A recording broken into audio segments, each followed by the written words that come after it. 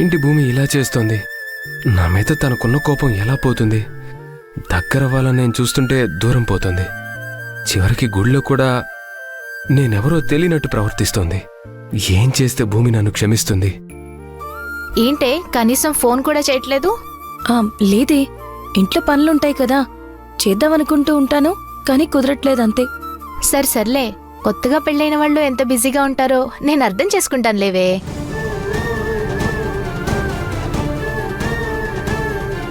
కొత్త పెళ్లి జంట అడుగు తీసి అడుగేస్తే జంటగా రావాలి కదా.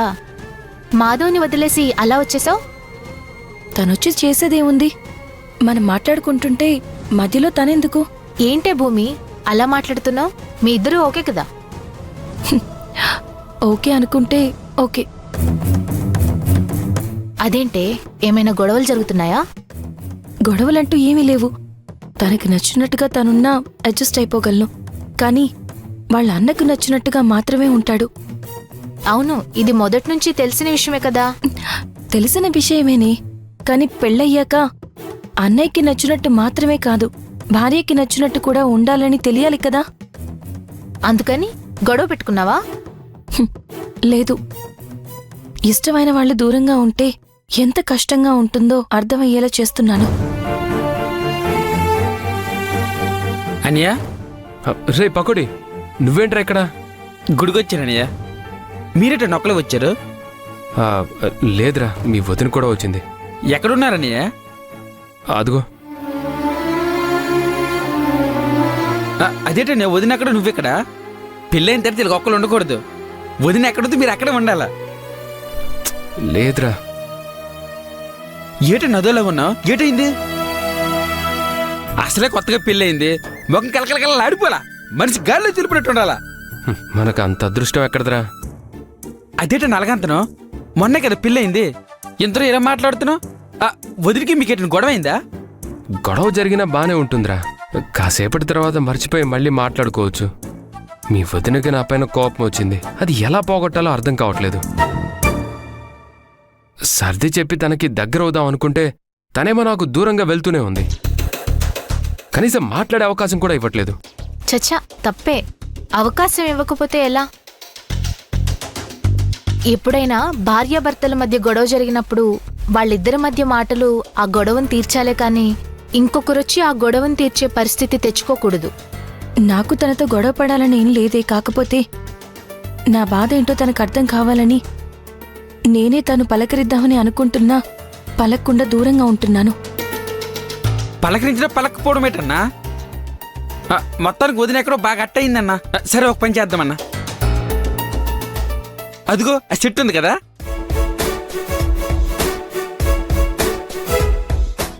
ఏంట్రా అది? చెట్టు ఉంది నీలంటల కోసమేనన్నా.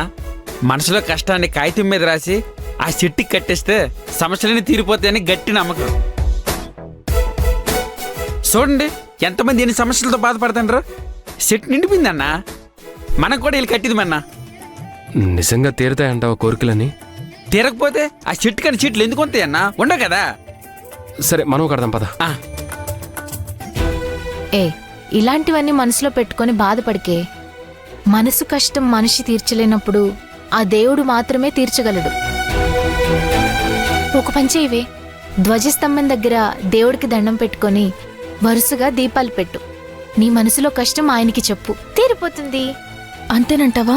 మాధవ్తో సంతోషంగా కలిసి ఉండాలని నీకుంది కదా? ఉంది.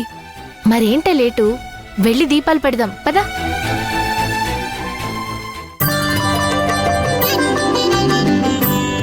ఇక్కడేనా? ఇక్కడన్నా. పేపర్ ఎక్కడరా? అక్క అక్క,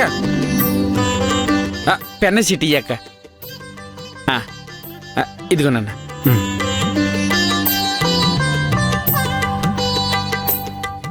ఏంటే, మీ ఆయన లేకుండా బయట అడుగు కూడా పెట్టనంటావు? అలాంటిది రాఘవాన్ని రమ్మని కూడా పిలవకుండా నన్ను మాత్రమే గుడికి తీసుకొచ్చావు? అమ్మా, బావతో రావాలంటే ప్రశాంతంగా రావచ్చు. మరిప్పుడెందుకు వచ్చినట్టు? ఆ భూమి మాధవ్ వచ్చారు కదమ్మా, వాళ్ళ మధ్య ఏదో జరుగుతుంది కానీ బయట పడనివ్వట్లేదు. నలుగురిలో ఉన్నప్పుడు వాళ్ళ మధ్య ఏం జరిగిందనేది తెలియనివ్వట్లేదమ్మా. అందుకే ఇద్దరు గుడికి వచ్చారు కాబట్టి ఇక్కడ వాళ్ళ సమస్య ఏంటో తెలిసిపోతుంది. నిజంగానే వాళ్ళ మధ్య గొడవ ఉండి ఆ గొడవ మనకి ఉపయోగపడితే అది అడ్డం పెట్టుకొని వాళ్ళిద్దరినీ ఆడుకోవచ్చు. దాన్ని ఇంట్లో నుంచి బయటికి గెంటేయొచ్చు. అందుకే నీతో పాటు గుడికొచ్చానమ్మా. అబ్బా నా కూతురు అనిపించావే. పద వెళ్దాం.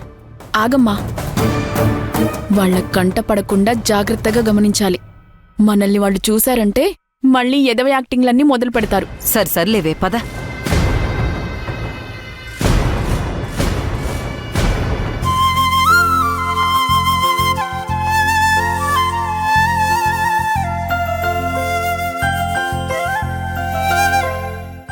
భూమి నేను కలిసి ఉండాలి.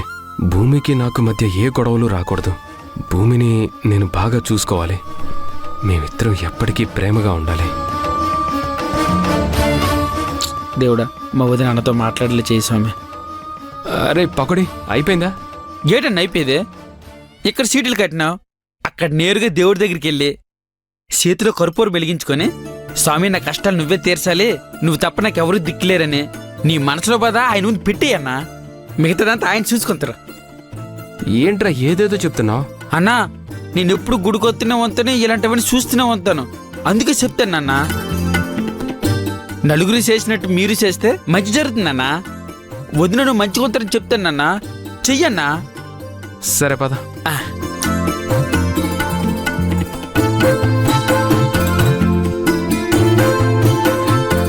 ఇదేంట్రా?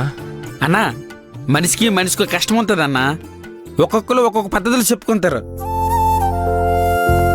అక్కడ చెట్టు దగ్గర చెప్పుకున్నావు, ఇక్కడ శివయ్య దగ్గర కూడా చెప్పుకుంటాను. అలాగా నువ్వు నడిస్తే వదిన నువ్వు కలుస్తారన్నా. నడుస్తావన్నా? రే, భూమి నేను కలిసి ఉంటాం, ఆనందంగా ఉంటామంటే ఎంత కష్టాన్నైనా భరిస్తానురా. మోకాళ్ళపై నడవలేనా? నేను నడుస్తాను.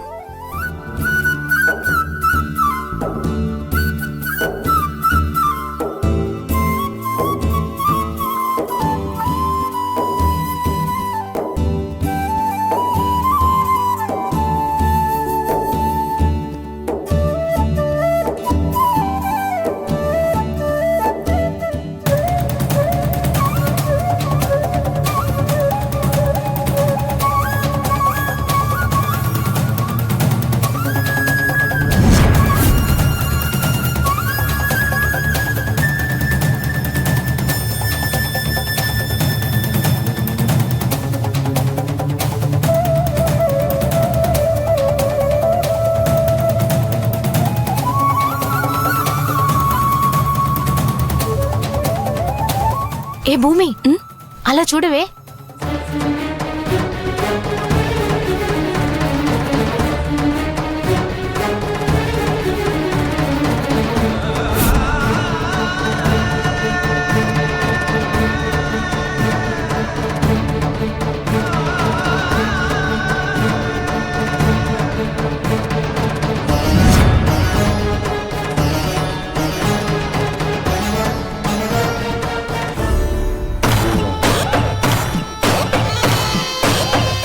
అమ్మా, చెప్పానా వీళ్ళిద్దరి మధ్య ఏదో జరుగుతుందని?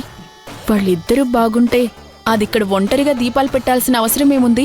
వాడేమో మోకాళ్లపైన నడుచుకుంటూ రావాల్సిన అవసరమేముంది? ఇద్దరూ ఎడమొహం పెడమొహంగా ఉన్నారు కదా. ఇదంతా ఫోన్లో వీడియో తీసి బావకి చూపించానంటే వాళ్ళిద్దరూ ఎంతగా నమ్మిస్తున్నారో ఆయనే తెలుసుకుంటాడు. ముందు దాన్నింట్లో నుంచి తన్ని తరిమెయ్యాలి.